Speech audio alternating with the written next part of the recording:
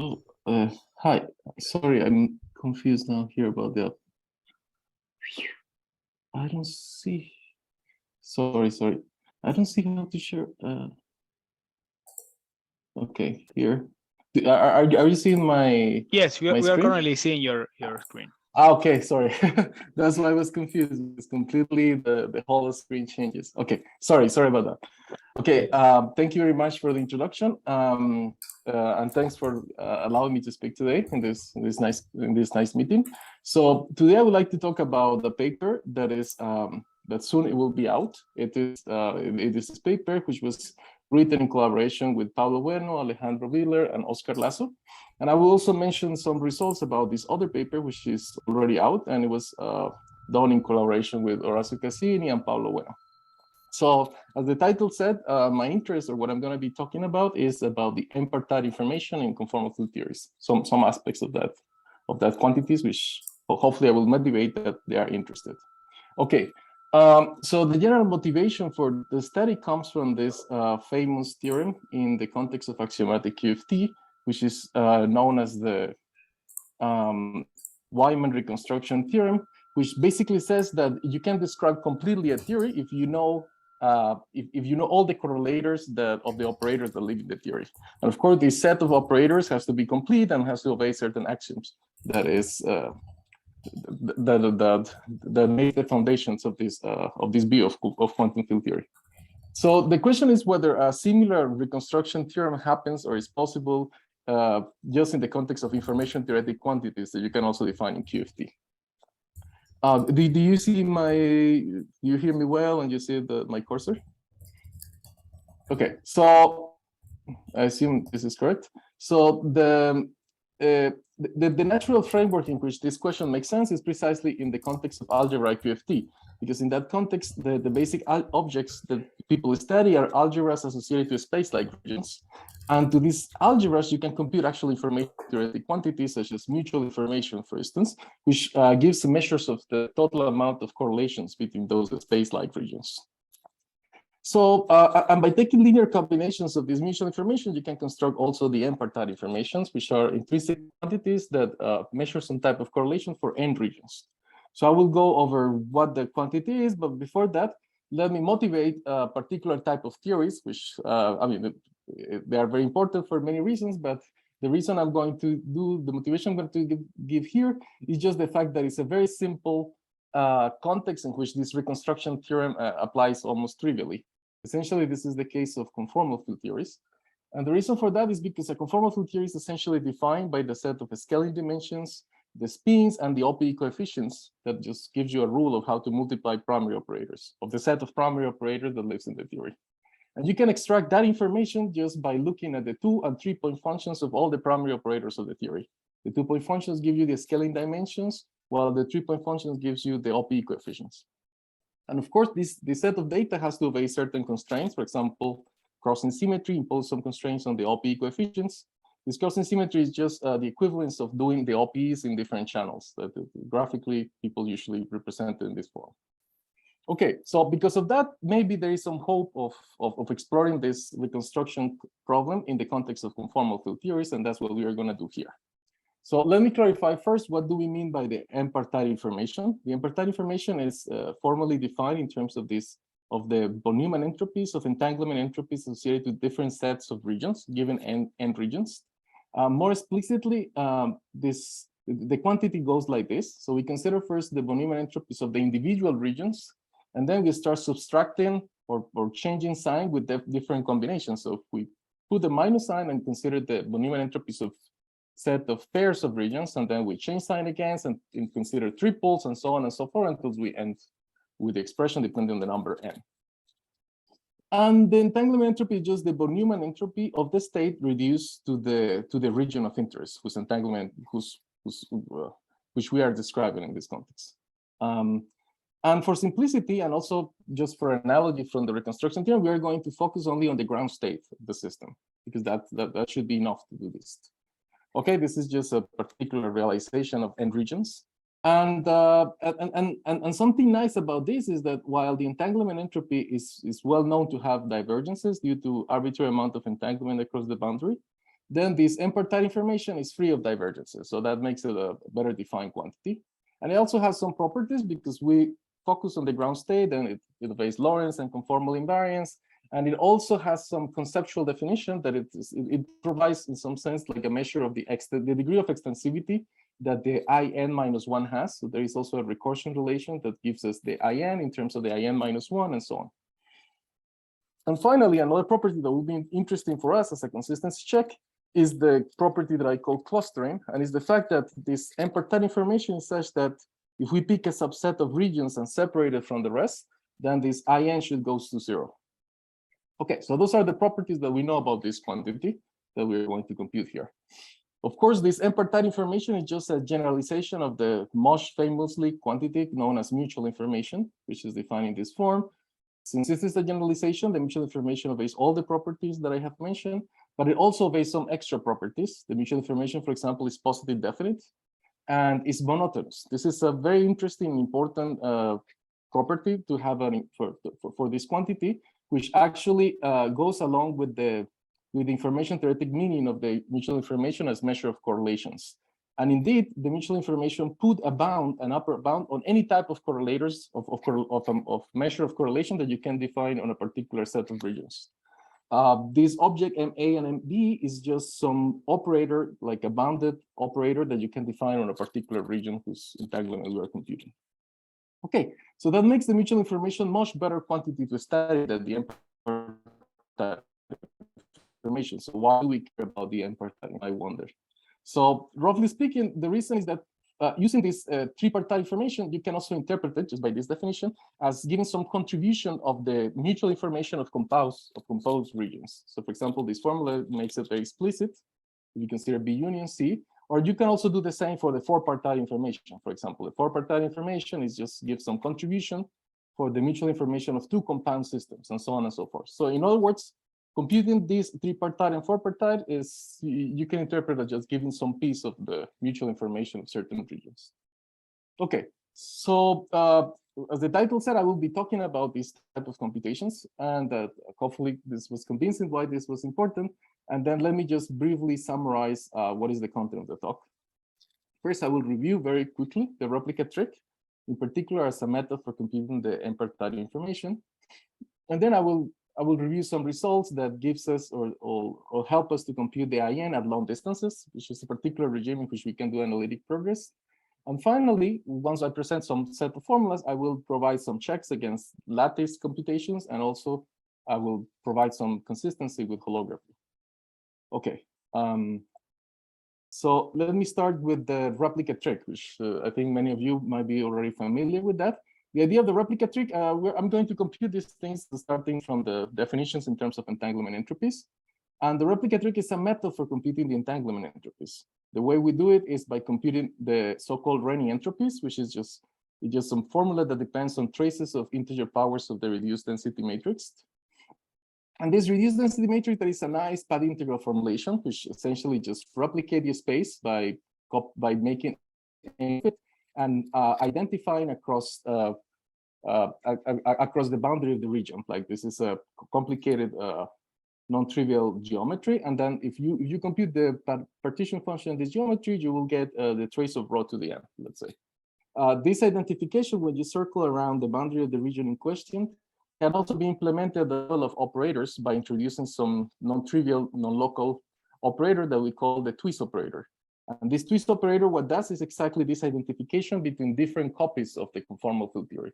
So while in this picture, what we do is to make multiple copies of the space-time, in this picture, what we do is just to make multiple copies of the field content. So we are dealing here with n copies of the CFT. Okay. And so in order to compute the N-partite information, we will do it by studying this object. And just to provide an example, for example, the mutual information, which is this combination, can be written in terms of expectation values of correlations of the twist operators. So it turns out to be convenient to separate this twist operator into a piece that is proportional to the identity and everything else. And when we do this, then the Renyi mutual information happens to be like that.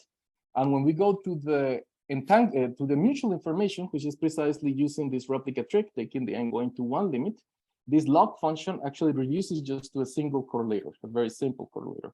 So this formula will give us, it will provide the mutual information for arbitrary space-like regions. All the complications in this computation is put in the definition of the twist operator here. But this formula is very concise. What we show in this paper is that actually this formula generalizes for any number of regions, and this correlator actually gives us the N-partite information associated to this set of regions. So in other words, what I will be talking about hereafter is about the computation of this type of correlator, where this is the twist operator that I just have defined for you. Okay, but doing computations of these objects are very complicated, so we need to make some simplifying assumptions. What are those simplifying assumptions? We're going to make the following ansatz. We're going to assume that actually the twist operator that we need to that we're going to use is actually it will be far away from any other twist operator in this formula. And since it is far away, then we can approximate it as a local object. And in that sense, we can expand it in terms of local operators of the replica theory. Remember that all these quantities are computed in n copies of the conformal field theory. So these guys that appears here is just a complete basis of local operators of my replica theory. I will use that term. Okay, so just to have some feeling of how this expansion will go, let me just write down the contributions of the twist operator that comes from a single primary of my conformal field theory. So essentially, from a single primary, we can construct many different replica operators. Well, the most simple one is to consider operators that are defined on a single copy. This index I is labeling different copies. Or we can consider replica operators that have support on 2 different copies. This is this type of objects, or 3 different copies, or any arbitrary number of copies, if any sufficiently large. And what we want to compute is just the correlation functions of many of these twist operators, n of these twist operators. Now, since we are just in ordinary CFT, this correlation function will decay with the distance just from conformal symmetry, with a power that goes as the sum of the individual conformal dimensions of a given contribution to this twist operator. Then this formula already tells us that at long distance, which is the regime in which we can see this as a local operator, at long distances, this object is dominated by the lowest scaling dimension operator in this expansion. And it turns out that this guy is precisely given by the objects that have support on two replicas and whose scaling dimension is the smallest. The reason for that is that these type of operators do not contribute to this correlator. You can convince yourself that that's the case. So in our setup, the kind of analytic computations that I'm going to present to you will be done by making all these assumptions and by keeping only the leading piece in the expansion of the twist operator, which will be given by something like that. When the coefficient that appear here is like the OP coefficient associated to this object in the channel, that involve these 2 operators. Okay, but I haven't said anything about this coefficient, and this coefficient in general is complicated to compute or to know its functional form. So one of the results of our paper is that actually we managed to give an explicit formula for these OP coefficients in a particular case. So this is just the general formula, the general way of extracting this information. And following the work by Cassini, Tester, and Torrova, you can write this down in terms of in the replica kind of picture as a trace of these powers of the reduced density operator. But then one can analyze closely this formula and realize that actually this correlator is nothing but the 2-point function in the n going to 1 limit of the operator and its modular evolved version of it, like where one of these 2 operators has been evolved with the reduced density matrix, acting on it with this unitary. This is the modular evolution, the so-called modular evolution. And because of this, then this OP coefficient or this correlation is actually quite simple in the case of spheres. In general, this operation is very complicated, and we don't know what this will map to a non-local operator, and we don't know the explicit form of that map. But if we restrict to spheres, spherical regions, then we know exactly how these operators get transformed. This is you just need to move the point with a particular function and multiply the operator by a conformal factor. And then everything simplifies in the case of spheres. This correlator just reduces to an ordinary correlator, and you can explicitly evaluate this formula and get the coefficients. This is just the explicit form of the modular evolution, the map that I'm talking about here, the map that appears here. Okay, so let me just show you the results. So we managed to find this coefficient, and therefore we have an explicit form for the twist operator in terms of this function and the product of these two operators. And then going back to our original goal, then since we have all the ingredients, we just need to compute the correlation function of this object by keeping just this leading piece or this main piece. Okay, any questions so far? Okay, so let me now just present some results regarding to these computations. The most well-studied case is the case of the mutual information. It has been done long ago. For example, in 2D conformal field theories, this was computed. The mutual information long distances will go as the square of the 2-point functions of the lowest scaling dimension operator with a coefficient that only depends on the scaling dimensions of that operator. This is the explicit coefficient. It was computed in 2009, and in collaboration with Tom, we generalized this for arbitrary number of dimensions. This will be the picture of the mutual information. But even for the tripartite information, there hasn't been much work done in this context. So we fill this gap in this paper with Horacio and Pablo. And then I would like to describe the new method that we have introduced recently for how these computations can be done in a more organized fashion. So as I said before, we just need to compute this correlation function. So let me try to explain the method. So the idea is to do these computations by introducing some sort of diagrammatic analysis. And in the diagram, what we do is to represent each twist operator by a line. So the region associated to this twist operator by a line. And so this guy poured on two different copies of the CFT. Those copies are labeled by indices Ij, and those will correspond to the vertices of the line. So each twist operator will be represented in this form. So if we plug this formula back into this expression, then we get a somehow complicated formula. We need to compute all these correlations and sum over all these different replicas and so on and so forth. So the natural way to use this diagrammatic object to simplify the computations is to organize all the contributions from this correlator in terms of the number of indices involved. So for example, for two indices, then what we need to do is to consider to put together three twist operators that connect two indices, and then we can do it very easily. We just put each twist operator on top of each other. We have three regions. And then we can translate this into formula. We just have two indices, they are ordered. Each twist operator comes with a coefficient of Cij, and attached to each vertex, there will be a correlator, and that correlator will be described by the number of lines that end at that index. So for example, in this case, we'll have the 3-point function of the operator OA, OB, and OC at the vertex I, and similarly for the vertex J. So just doing the sum explicitly and taking this limit, then we get a contribution to the tripartite information that is proportional to the square of the 3-point function, and with a coefficient that can be computed explicitly, because we know already how this coefficient looks like, quite explicitly. The formula is, I'm not going to analyze much the formula, but there is a very close formula for these coefficients. You can do the same for the next type of contributions. So for example, what happened with n equal 3? In that case, we have three indices, we have three twist operators, and the only non-zero contribution one from the diagram looks like a triangle. The only difference between this contribution and the other one is that now there is some symmetry factor that only tells us that how many ways we can label the sides of this triangle. Then we get an extra factor of 6 in the formula. Now, the contribution to the tripartite will be a product of 2-point functions with a coefficient that is now much difficult to evaluate. Now it involves the sum of three indices. But we can do this computation, and we get also an analytic and closed formula for it. So let me just summarize the case of the I3, because it's a new case. You can get a closed formula for that, which involves the square of the 3-point functions and products of 2-point functions with the coefficients that are known, and we have some diagrammatic representation if you want.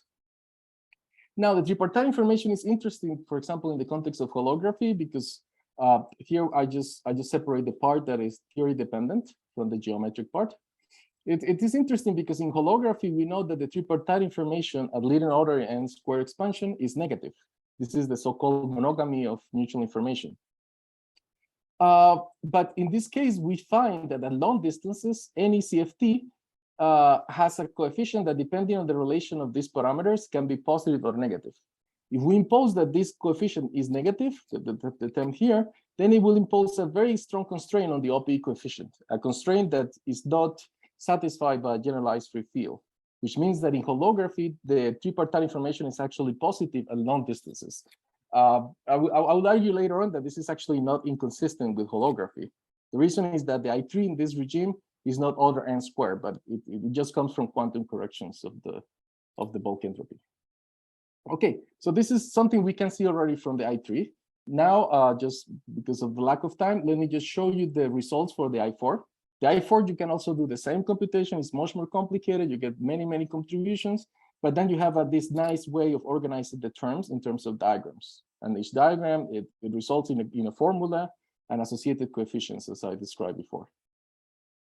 Interestingly, this formula actually is not consistent with clustering. If I separate various regions, we get something that is non-zero in principle, if these coefficients are independent. But it turns out that after explicit calculation, actually many of these terms cancel, or they can repackage, and the only independent coefficient happens to be just 3. And the resulting formula is actually consistent with the clustering property that I was mentioning at the beginning, one of the properties of the N-partite information. So we managed to present closed formulas for the I2, I3, and I4 using this prescription that I described originally. Okay, but how does this compares with the story of the CFT reconstruction of data and so on? Let me just draw a parallel between the mutual information result, the tripartite information result, and the four-partite information result that I show you.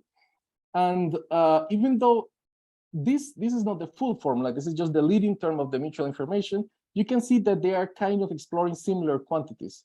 In this case, you get the square of the 2-point function, while in the tripartite information, you get the square of a 3-point function. So you have some information about OP coefficients.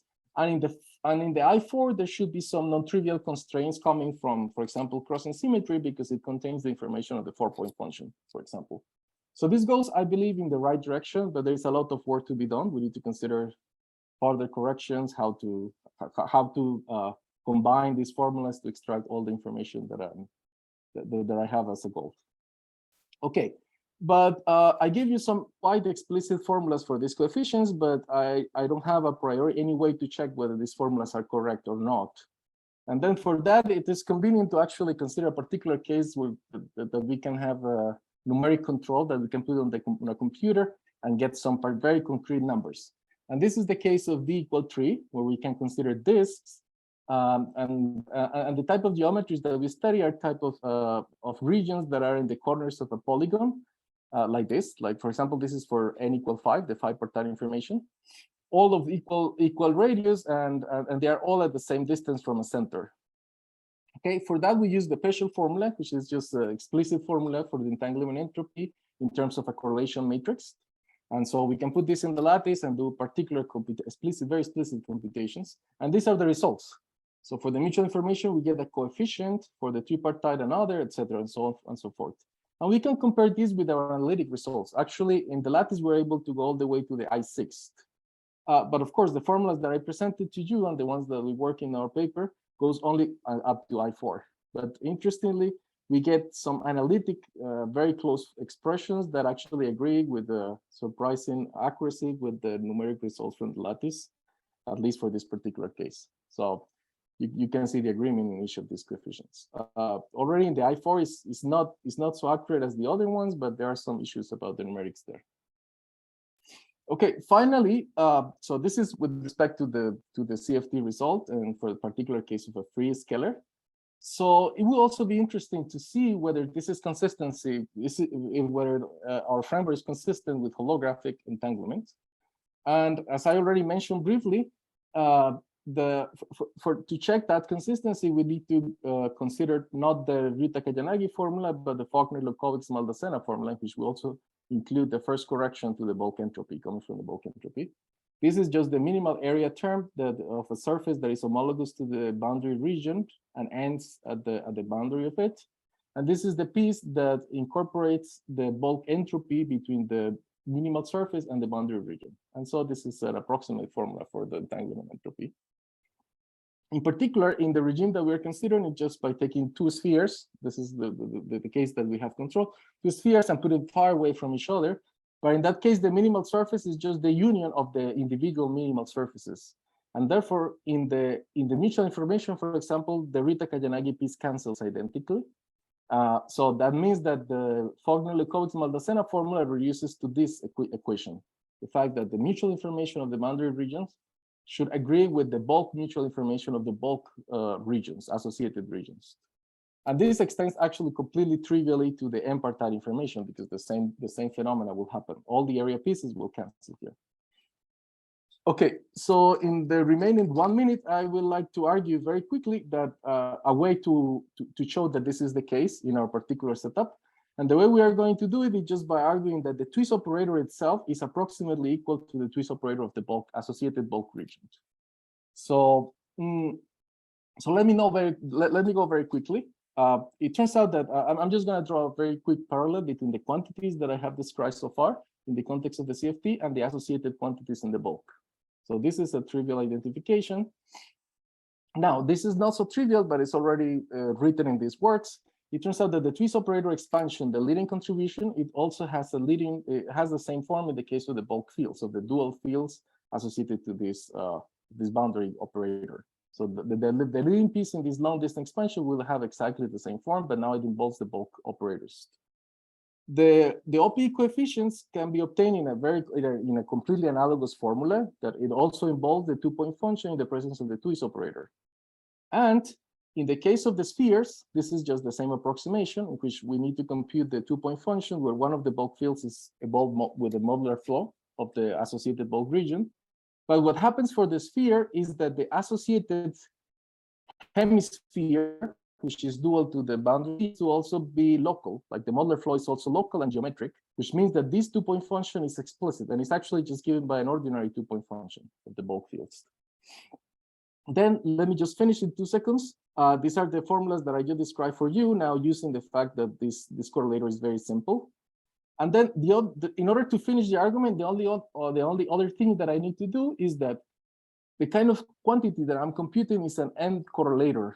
Here is the endpoint is a correlator of N operators, okay, or N pair of operators. And in this computation, since they are far away from each other, we can use the extrapolate dictionary to write down the bulk field in terms of the boundary operator. If we do that, then all the correlation functions can be written in this approximation. And what we find is that the OPE coefficient of the bonds is related to the OPE coefficient of the boundary fields up to some factors of Sept. And by plugging these approximations into the form of the twist operators, then you already can see what is going to happen.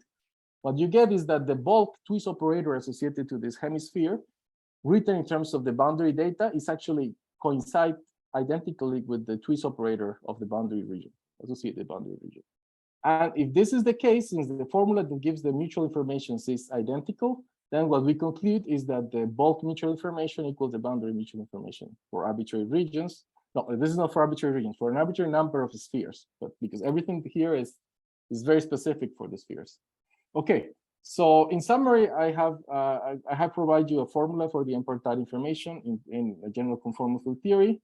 I describe a method for computing this by illustrating explicitly in the case of the tripartite information and show some consistency checks against the lattice and in the context of holography. And I will just leave without much explanation the future work. Oh, sorry. I don't know how to do this. Okay. Yes, so for future work, of course, we'll be interested to complete the task or to go a little bit farther into how to reconstruct the CFT data from these quantities. In the context of holography, it will be interesting to see this matching, not just for spheres, but for arbitrary regions. And in general, will be, in order to go farther from the few formulas that I wrote, then it will be interesting to see how to resum contributions from either from the descendants of a given replica primary or for multiple replica primaries and so on. There are some work by Long and Shen, etc. And finally, it will be very interesting using the bound on the mutual information for composed region to try to derive a bound that involves only the tripartite information or the four-partite information in order to extract more information from that, like actually connect with some general properties of that object. Okay, thank you very much. I'm happy to answer any question. Okay, thank you, Cesar. So questions?